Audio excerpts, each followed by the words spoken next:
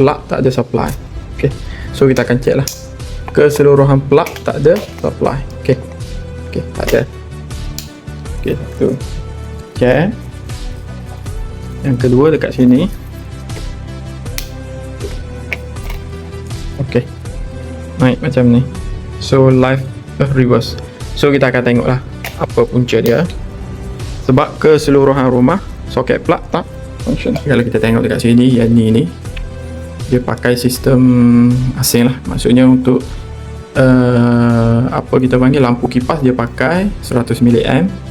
Yang soket plug dia pakai 30 mA. So kita akan buka, kita akan check lah apa masalah. Bila kita buka DB box ni, kalau kita tengok dekat sini ni dah ada kesang hangus, ada terbakar dah ni.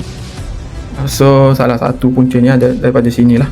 Buka dia punya RCB, kalau tengok dekat sini pun dah hangus dah. Okey, bahagian bawah dah okey, atas ni hangus. Dia punya copper bar pun hangus juga. So nasib baik tak terbakar. Apa DB box. Okey, so kita akan ganti dia punya. Kita pakai sama juga. Brand lain, cuma size dia sama. 63M 30 mA dengan copper bar. Tupul copper bar. Alhamdulillah kita dah tukar yang baru. Dia punya apa kita panggil tu? Dia punya copper bar pun kita tukar yang baru. So alhamdulillah plug pun function. Okey.